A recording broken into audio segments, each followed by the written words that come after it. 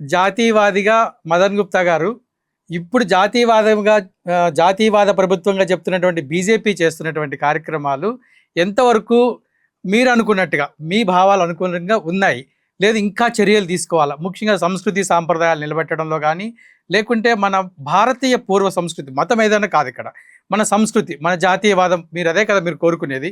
So ఈ సంస్కృతిని తీసుకురావడంలో బీజేపీ ఇంకా ఏమైనా ప్రయత్నాలు చేయాలా, చేస్తుందా, చేయగలుగుతుందా? ఇప్పటికి ఏం చేసిందని సార్, అదే నా ప్రశ్న. ఇప్పటికి ఏం చేసిందని ఇప్పుడు ఎస్ ఆ దిశగా నడుస్తున్నది. దాంట్లో నేను వాళ్ళ చిత్తశుద్ధిని శంకించడం లేదు. కానీ ఈ మాట అంటే బీజేపీ వాళ్ళకి చాలా మంది కోపం వస్తుంది. హిందువుల కోసంగా చేసింది ఏమిటి సార్? అంటే వారు చెప్పుకునేది మేము దేవాలయాలు పునర్నిర్మిస్తున్నాం కదా అంటున్నారు. ఒక దేవాలయమే కదా అది కూడా.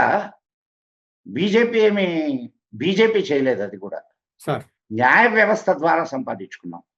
అఫ్ కోర్స్ వీటిలన్నింటినీ ప్రభావితం చేయడానికి బీజేపీ ప్రయత్నాలు చేస్తుండొచ్చు, నేను కాదనడం లేదు. కానీ అవన్నీ అటు ప్రక్కన పెట్టండి. దేవాలయాలు ప్రభుత్వాల చేతుల్లో ఎందుకు ఉండాలి? సెక్యులర్ దేశం అంటూ దేవాలయాల్ని ప్రభుత్వాల చేతుల్లో ఎందుకు ఉండాలి సార్? ఆ ప్రయత్నంగా ఒకవేళ కనుకంటే దాకా మనం ఒక చిన్న ఉదాహరణ చెప్తానండి. నిన్నటి దాకా ఆంధ్రప్రదేశ్ లో ఒక క్రిస్టియన్ పరిపాలించాడు. అతని పరిపాలనలో నా దేవాలయాలు నా సంస్కృతి, నా సాంప్రదాయాలు ఎంతవరకు భద్రంగా ఉంటాయనే నమ్మకం నాకు ఉంటుంది, చెప్పండి నాకు. ఎన్ని మత మార్పిడులు జరిగినాయి? ఎంతమంది పాస్టర్లకి జీతాలు ఇస్తున్నారా లేదా? నా దేవాలయాల సొమ్ము తింటూ నా పూజారులకి బతకడం కష్టమైపోతుంది. చాలా దేవాలయాల్లో ధర్మాదాయ శాఖలో పనిచేసే ఒక మామూలు చప్రాసికి 40,000 జీతం.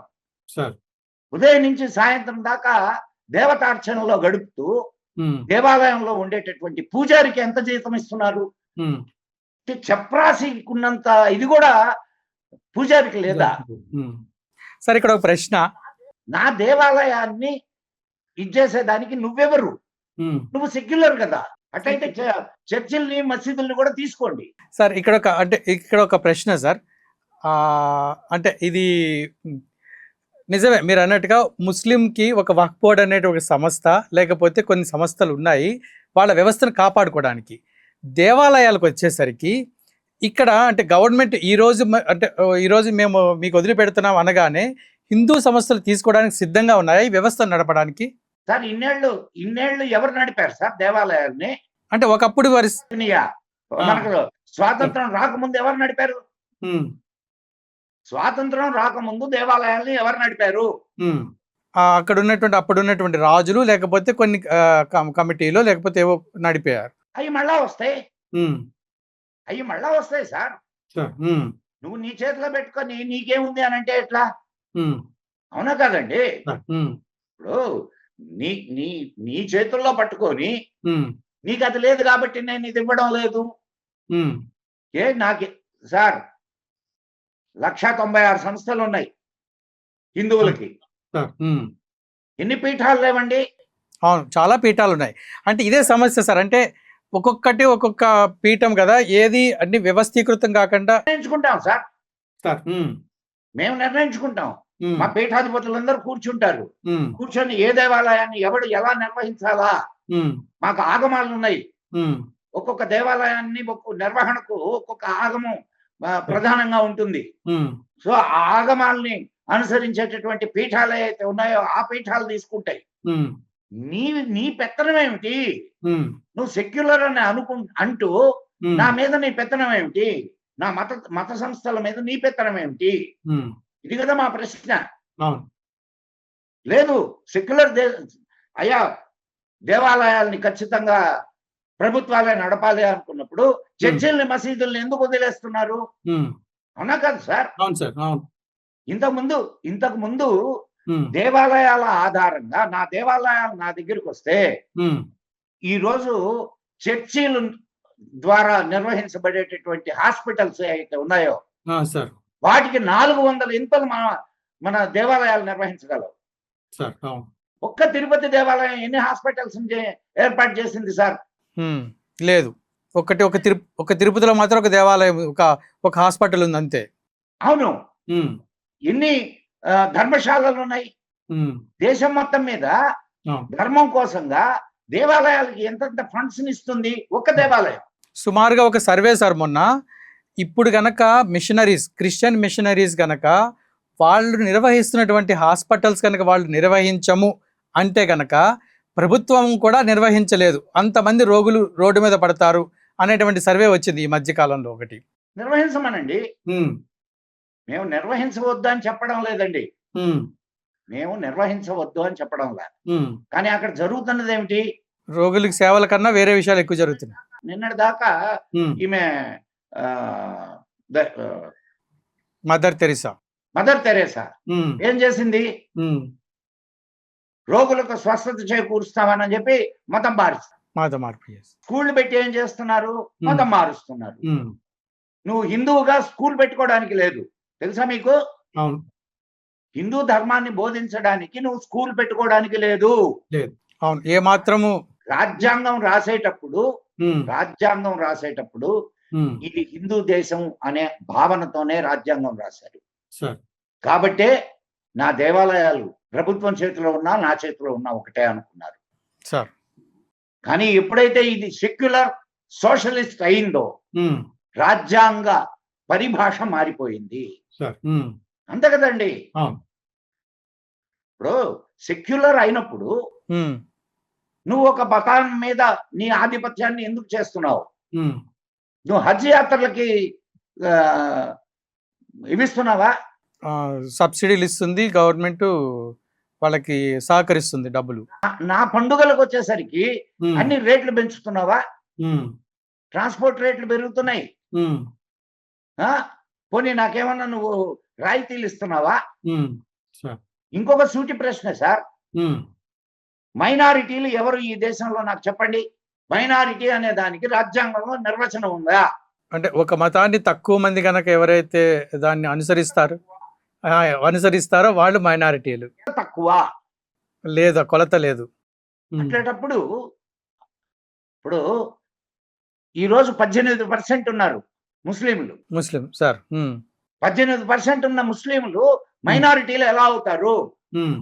మనం అక్కడి నుంచి అక్కడికి వెళ్ళిపోయినట్టు సార్.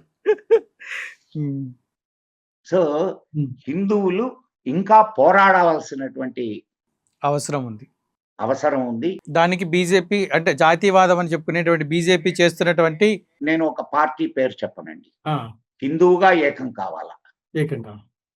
హిందువుల కోసం పనిచేసే వాళ్ళు ఎవరుంటారో వాళ్ళు ఏ పార్టీలో అయినా ఉన్నాయండి. నేను హిందువుల కోసం పనిచేస్తాను అన్న వాడిని నువ్వు ఎన్నుకో. నేను బీజేపీ అభిమానినే, నేను బీజేపీకే ఓటేస్తా. కానీ హిందువుగా నాకు ప్రశ్నించే హక్కు కూడా ఉంది ప్రభుత్వాన్ని.